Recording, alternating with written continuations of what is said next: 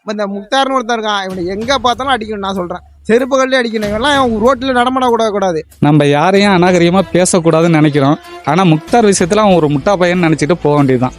அவ்வளோதான். முக்தார் அதை ஒரு முட்டா பையன் நினச்சிட்டு போயிட்டே இருக்க வேண்டியதுதான். இவங்க நம்மள்ட்ட போகிற ஒருத்தனை பற்றி பேசுகிறாங்க. நம்மக்கிட்ட லட்சக்கணக்கான பிள்ளைங்க சேர்ந்துக்கிட்டு இருக்காங்க. கட்சி விட்டு வெளியில் போகிறவங்களாம் என்ன சொல்கிறாங்க, அண்ணன் கட்டமைப்பு செய்யலை அப்படின்னு நிறைய பேர் சொல்லிக்கிட்டு இருக்காங்க. அது அவர்கள் பூனை கண்ணை மூடிக்கொண்டா பூலோகமே இருண்டு போய்னு அவங்க நினச்சிக்கிறாங்க. இங்கே நல்ல பொறுப்பாளர்கள் நாம் தமிழ் கட்சியில் இருக்காங்க. கொள்ளையடிக்கின்ற திராவிட கூட்டங்கள் என்ன செய்யுதுனாக்க, இந்த வளர்ச்சியை தடுக்கிறதுக்கு எந்த வகையில் இவங்களை இடையூறு செய்யலாம், எந்த வகையில் பயமுறுத்தலாம் அப்படின்னு நினச்சி தான் அவங்க பண்ணிக்கிட்டு இருக்காங்க. பயந்து தானே அவனும் தமிழன் உலகம் முழுக்கம் இருக்கான்ல, அதனால பயம் இருக்க தான் செய்யும். சீமான் மேலே அவதூறுகளை பரப்புற வேலையை தொடர்ச்சியாக பண்ணுறாங்க. கட்சியிலேருந்து நீங்கி போகிற நபர்களை வச்சு அவதூறு பரப்புறாங்க. இதை நீங்கள் எப்படி பார்க்குறீங்க? அதெல்லாம் முக்தார்னு ஒருத்தர் இருக்கான், எங்களை பற்றி கிண்டல் பண்ணுறது, கேலி பண்ணுறது. இவன் என்னமோ ஒழுங்கு மாதிரி காசு வாங்கிட்டு போக்குவரத்து எல்லாம் பண்ணிக்கிட்டு எங்களை கிண்டல் பண்ணுறான். எங்களை கிண்டல் பண்ண உனக்கு என்ன அறிக்கை இருக்குது, உனக்கு என்ன தகுதி இருக்குது? 10 காசு பிரயோஜனம் இல்லாதமா எங்களை கிண்டல் பண்ண. நாங்கள் பல லட்சம் இளைஞர்களை சேர்த்து வச்சுட்டு இருக்கோம். ஒன் பிடி 60 ரூபா. நாங்கள் கூட்டம் போடுறோம், மீட்டிங் போடுறோம், ஏன்னா 10 காசு செலவு இல்லாமல் நாங்கள் சேருவோம். அன்னைக்கு வருமானத்தை விட்டு நாங்கள் நிற்கிறோம். இவனுக்கு அப்படி கிடையாது. காசை வாங்கிட்டு இந்த தொலைக்காட்சியில் காசை வாங்கிட்டு அந்த தொலைக்காட்சி காசை வாங்கிட்டு நிற்கிறான். இருக்கும் போது ஒரு கட்சி வேலை பார்ப்பாரு, இல்லாத வெளியே போன பிறகு மற்றவங்கள குறை சொல்றது. இந்த எண்ணம் தான் இவங்கள பொறுத்து இருக்கு. அதான் இந்த கட்சியில ஃபேமஸ் ஆயிடுறது. ஏதாச்சும் ஒன்று பேசி அவங்கள பத்தி பேசுறது, திமுக பத்தி பேசுறது, அதிமுக பத்தி பேசுறது, ஃபேமஸ் ஆயிடுறது. அதுக்கப்புறம் மற்ற கட்சியில காசு கொடுத்தாங்களா அவன் சேர்ந்துக்கிட்டது. ஒரு நாளைக்கு 40,000 வாங்குறாரு இவங்களாம். சரிங்களா? ஒரு மேடை போட்டு பேசுனா 40,000 வாங்குறாங்க. யாரு காசு இது? எங்க காசை வாங்கி நீங்க கொடுத்துட்டு நீங்க ஃபேமஸ் ஆகுறீங்க. இதுதான் தவிர இந்த முக்தார்னு ஒருத்தர் இருக்கான், இவனை எங்க பார்த்தாலும் அடிக்கணும். நான் சொல்றேன், செருப்பு கல்லே அடிக்கணும். இவெல்லாம் ரோட்டில் நடமாடக்கூடாது. இவனுக்கு என்ன அவனுக்கு தெரியும்? அவனுக்கு அரசியலை பத்தி என்ன தெரியும், தமிழ்நாட்டை பத்தி என்ன தெரியும்? காசை வாங்கிட்டு அன்னைக்கு அவன் கொசை கொடுக்கணும், அவன்கிட்ட போயிட்டு ஜால்ரா அடிக்கிறது, இங்க போய் ஜால்ரா அடிக்கிறது, அங்க போய் ஜால்ரா அடிக்கிறது. இந்த வேலை தான் பார்த்துட்டுறான். இப்படி எங்க பார்த்தாலும் செருப்பால் அடிக்கணும்னு நான் சொல்றேன். ஒரு மனநல சைக்கோ மாதிரியாவும் இருக்கு. காசு என்னைக்கு எங்க தேவைப்படுதோ அங்க போய் நிற்பாரு. காசு இங்க கொடுத்தா அங்க போய் நிற்பாரு. இதான் அவருக்கு வேலை. தவிர கொள்கைக்காக போராடுறது கிடையாதுங்க, காசுக்காக தான் போராடுறாரு. இது எங்கே போனாலும் இங்கே காசு கொடுத்தாங்களா அங்கே போய் நிற்பாரு. இப்போ ஜிஸ்கோட் நிறுவனத்தை போட்டி பாராடுறாரு. நாங்கள் என்னமோ ஜிஸ்கோட மேல் உறுத்தி கொண்டு போகிற மாதிரியும் இவர் ஜிஸ்கோட தள்ளுற மாதிரி சொல்கிறாரு. அதெல்லாம் கிடையாதுங்க. இவர் காசுக்காக நிற்கிறாரு. எங்கே காசு கொடுக்குறோம் அங்கே போய் சாய்வார். காசுலாம் நம்மளே எதிர்ப்பார். இவர் கொள்கைக்காக போராடுற நம்ம மட்டும்தான் தவிர வேற யாரும் கொள்கையாக போராடவே மாட்டாங்க. 2024 தேர்தல் நாம் தமிழ் கட்சிக்கு வளர்ச்சி ஏற்படுத்துமா, பின்னடைவு ஏற்படுத்துமா? நாங்கள் தான் ஜெயிக்க போகிறோம். உறுதியாக நாங்கள் தான் ஜெயிக்க போகிறோம். யாராலும் எங்களுக்கு வெற்றியை தடுக்கவே முடியாது. இப்போ 1 கோடி வாக்கு இலக்குன்னு 1 கோடி வாக்கெல்லாம் கிடையாது, 5 கோடி வாக்கு நாங்கள் இலக்கு. உறுதியாக வெளில போகிறோம். 40க்கு 40 நம்ம தான். நாடு நம்மளுக்கு தான். நான் இதை எப்படி சொல்லணும்னா, பயந்தவன் செத்தத்துக்கு சமம். புரியுதா இல்லையா உங்களுக்கு? பயந்தவன் செத்தத்துக்கு சமம். இதே போல தான் பிஜேபி அரசாங்கமும் திராவிட அரசாங்கமும் நாம் தமிழர் கட்சியை கண்டு பயந்துட்டு, அவ்வளோதான். ஒரே வார்த்தையில் சொல்லணும்னா இதுதான், பயந்துட்டு. திமுக பாஜக போன்ற பெருங்கட்சிகளுக்கு நம்ம அதிகாரத்தை கைப்பற்றக்கூடிய இடத்துக்கு போயிட்டோங்கிறது அவங்களுக்கு தெரிஞ்சிடுச்சு. அதனால தான் இதுவரையிலையும் நம்மளை தொடாமலே இருந்த பாஜக இப்போ வேகமாக நம்மளை முடக்கணுங்கிற எண்ணத்தோட செயல்பட்டுக்கிட்டு இருக்காங்க. அதுதான் நம்ம வெற்றி உறுதியாயிடுச்சுன்னு அர்த்தம். அதை அடிப்படையாக வச்சுக்கிட்டு தான் அவங்க நகர்ந்து போயிட்டு இருக்காங்க. ஆனால் இதெல்லாம் நம்ம அண்ணன் லெஃப்ட் ஹேண்டில் டீல் பண்ணுவார்னு நினைக்கலாம். உண்மை அதுதான். அதனால இதெல்லாம் நினச்சி நம்ம கவலைப்பட வேணாம். தொடர்ந்து களமாடுனா வெற்றி உறுதி. நம்ம யாரையும் அநாகரிகமாக பேசக்கூடாதுன்னு நினைக்கிறோம். ஆனால் முக்தார் விஷயத்தில் அவன் ஒரு முட்டா பையன் நினச்சிட்டு போக வேண்டியதுதான். வேற ஒன்றும் இதில் பெருசாக அவரெல்லாம் நம்ம பேசி நேரத்தை வீணடிச்சிக்க வேண்டாம். அவ்வளோதான். முக்தார் அதை ஒரு முட்டா பையன் நினச்சிட்டு போயிட்டே இருக்க வேண்டியதான். அது சவுக்கு சங்கர் அதே மாதிரி வேலை செய்கிறாருன்னா தொடர்ச்சியா. சவுக்கு சங்கர் ஒரு ஏஜென்ட்டுங்க. அவர்கிட்ட இப்போ நாளைக்கு அண்ணன் ஒரு 10 கோடி ரூபா பணத்தை கொடுத்து எங்கள் கட்சிக்காக பேசணும்னு சொன்னால் பேசுவார்.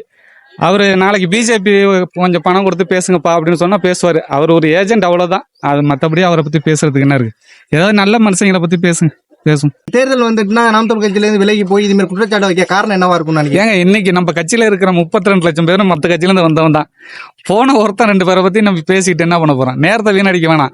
நம்ம இன்னும் நம்ம கிட்ட சேர போகிற பிள்ளைங்க எல்லாருமே திமுக அதிமுக கலந்து சேர போகிறவங்க தான். இவங்க நம்மள்ட்ட போகிற ஒருத்தனை பற்றி பேசுகிறாங்க. நம்ம கிட்ட லட்சக்கணக்கான பிள்ளைங்க சேர்ந்துக்கிட்டு இருக்காங்க. அதனால இதெல்லாம் சும்மா தூக்கி எறிஞ்சிட்டு போயிட்டே இருக்காங்க. ஏன்னா பண்றாங்கன்னு நினைக்கிறீங்க? ஒன்றும் இல்லை, அரசியல் தான். அவங்களுக்கு எதுவுமே கிடைக்கல. இப்பதான் ஒரு சரியான தகுதியான எதிரி அவங்க சந்திக்கிறாங்க. சமாளிக்க முடியல அண்ணன் சீமானை. ஏன்னா நம்ம எவ்வளவு குடைச்சல் கொடுத்தாலும் கொஞ்சம் கூட அசராம ரொம்ப எளிமையா அதை கடந்து போயிடுறாரு. இப்போ பாருங்க சின்னத்தை முடக்கிட்டான்னாங்க எல்லா கட்சிக்காரனும் இப்போ நாம் தமிழர் கட்சிக்காரனை தவிர மற்ற எல்லாரும் குதிக்கிறாங்க நடந்துக்கிட்டு. அண்ணன் டே போங்கடா சின்ன நமக்கு தாண்டா போய் வேலையை பாருங்கடா அப்படின்ட்டு துரத்தி விட்டுறாரு. அப்போ இவர் எப்படி வீழ்த்தலான்னு வேற வழி எதுவுமே கண்டுபிடிக்க முடியாம திணறாங்க. வேற ஒன்றும் கிடையாது, ஏதோ செஞ்சுட்டு போட்டோம். இதெல்லாம் நமக்கு வளர்ச்சி தான். வெற்றி தோல்விங்கிறது இல்லை. எனக்கு சீமான் அண்ணன்ட்ட ரொம்ப பிடிச்சது வந்து அவரோட விடாமுயற்சி, அவ்வளோதான். தெய்வத்தால் ஆகாது, இந்த முருகன் கோயில் பக்கத்திலே சொல்றேன், தெய்வத்தால் ஆகாது எனினும் முயற்சித்தன் மெய்வருத்த கூலி தரும். நம்ம அண்ணனோட விடாமுயற்சி, சமரசம் இல்லாம எந்த கட்சிக்காரட்டையும் கூட்டணி பேரம் போகாம தனிச்சு நின்றுக்கிட்டு சுத்தி 4 பக்கம் எதிரியா இருந்தாலும் நடுவுல புலி மாதிரி நிக்கிறாரு இல்லையா, அதுதான் அவரோட வெற்றி. அந்த அளவுல பார்க்க போனா அண்ணன் 2010 ஜெயிச்சிட்டாருன்னு அர்த்தம். இது சும்மா அற்ப பதவி வெற்றி தானே, வந்துடும், சீக்கிரம் வந்துடும். 2026 நம்ம தமிழ்நாட்டின் அதிகாரத்தை நம்ம கைப்பற்றலாம், ஒன்றும் பிரச்சனை இல்லை. நன்றி. நாம் தமிழர் கட்சி வந்து 13 ஆண்டுகளாக இந்த மண்ணில் பயணிச்சுக்கிட்டு இருக்குது. இந்த மண்ணில் தமிழ் தேசிய சித்தாந்தத்தை வலியுறுத்தி இந்த மண்ணுக்கும் மக்களுக்கும் உண்மையும் நேர்மையுமாக இந்த மண்ணில் ஒரு மாற்றத்தை கொண்டு வர வேண்டும், இந்த மண்ணுக்கும் இந்த மக்களுக்கும் புதிதான ஒரு விடியலை வந்து கொண்டு வந்துடணும் அப்படின்னு சொல்லி தொடர்ச்சியாக அண்ணன் களத்தில் வந்து தனித்து போட்டிக்கிட்டு இருக்காரு. அப்படி போட்டிக்கிட்டு இருக்கும்போது இந்த திராவிட கட்சிகள் 2ஆக இருக்கட்டும், இந்த தேசிய கட்சி பிஜேபியாக இருக்கட்டும், இவர்கள் வந்து தொடர்ச்சியாக என்ன செய்கிறான்னு பார்த்தா சீமானின் வளர்ச்சியை தடுக்க வேண்டும் என்ற ஒரே நோக்கத்திற்காக தொடர்ச்சியாக நாம் தமிழர் கட்சியின் பொறுப்பாளர்கள் மீது எண்ணெயை ரைடு விட்டு இடையூறு கொடுப்பதும், சின்னத்தை முடக்கிவிட்டு சீமானின் வளர்ச்சியை தடுக்க நினைத்து சீமானை இந்த மண்ணிலிருந்து அப்புறப்படுத்த வேண்டும் என்று இந்த ஆரியமும் திராவிடமும் சேர்ந்து கொண்டு இந்த வேலையை செஞ்சுக்கிட்டு இருக்காங்க.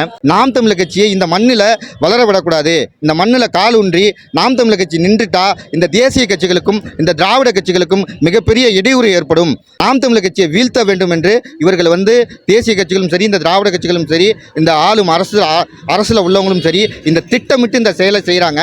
கட்சியை விட்டு வெளியில் போகிறவங்களாம் என்ன சொல்கிறாங்க, அண்ணன் கட்டமைப்பு செய்யலை அப்படின்னு நிறைய பேர் சொல்லிக்கிட்டு இருக்காங்க.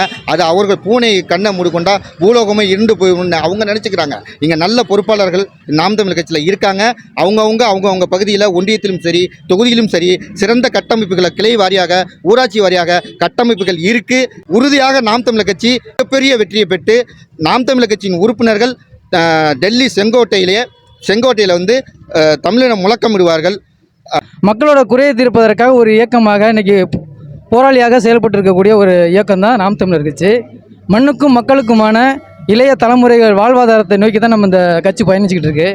இதெல்லாம் வந்து கொள்ளையடிக்கின்ற திராவிட கூட்டங்கள் வந்து என்ன செய்யுதுனாக்க, இந்த வளர்ச்சியை தடுக்கிறதுக்கு எந்த வகையில் இவங்களை வந்து இடையூறு செய்யலாம், எந்த வகையில் பயமுறுத்தலாம் அப்படின்னு நினச்சி தான் அவங்க பண்ணிக்கிட்டு இருக்காங்க. ஏன்னா எங்களை வந்து ஊழல்வாதியாக எங்களை பிடிக்க முடியாது. மண்ணையோ மக்களையோ வந்து நாங்கள் திருடி கொள்ளையடித்து கொளுத்து போகிற கட்சிகள் கிடையாது நாங்கள். அதனால் வந்து எந்த வகையில் நம்மளை வந்து அந்த நாம் தமிழர் கட்சியை வந்து நெருக்கடி கொடுக்கலாம் எங்களுக்காக செய்யக்கூடிய இந்த சதி வேலையை தான் அவங்க செய்கிறாங்க. என்ன செஞ்சாலும் சரி, எங்கள் தலைவர் எங்களுக்கு சொல்லியிருக்கிறாரு, தலைவர் கற்பிச்சது தான், எங்களுக்கு உயிர் பயம்னு ஒன்றும் கிடையாது. இதை தாண்டி மக்களையும் மண்ணையும் காக்கணும், பாதுகாக்கணும் அப்படிங்கிற ஒரு நோக்கத்தில் தான் நாங்கள் எல்லாருமே பயணிச்சுட்டு இருக்கிறோம். மக்களோட மனசில் வந்து நிலையாக இருக்கக்கூடியது எங்கள் அண்ணன் தலைவர். அதனால் வந்து மக்கள் மறக்க மாட்டாங்க. ஊழல்வாதிகளுக்கு நெருக்கடியை கொடுப்போம். இந்த தேர்தல் களம் ஒரு பெரும் ஒரு களமாக இருக்கும்னு நம்புவோம். மாநில கட்சியாக இருக்கிற நாம் தமிழ் கட்சி அதிகாரத்துக்கு வரல, இதை காட்டி என்ன இவ்வளோ பயப்படுறாங்க? அவங்க பயந்து தானே ஆகணும். தமிழும் உலகம் முழக்கம் இருக்கான்ல, அதனால பயம் இருக்க தான் செய்யும். அது வந்து மற்ற கட்சிகளுக்கு நம்ம வெளிப்படையாக சொல்லாட்டினாலும் உள்ளுக்குள்ளே அவங்களோட ரத்த நாளங்களில் ஒன்றுலையுமே தமிழன் எதிர்த்து வராங்க போகும்போது அவங்களுக்கு ஒரு பயம் இருக்க தான் செய்யும். புலி என்றைக்குமே தனிச்சு தான் களமாடுங்கிறது இதுலேருந்து தெளிவாக தெரியும்.